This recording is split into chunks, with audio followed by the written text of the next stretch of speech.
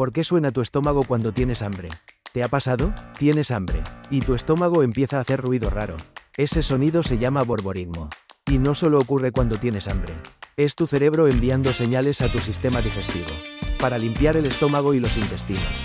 Cuando hay comida, el ruido es suave, pero con el estómago vacío resuena como un tambor. Así que ese sonido no es hambre. Es tu cuerpo diciendo listo para el próximo plato. Si te gustó, dale like y síguenos en CURIpedia para más curiosidades.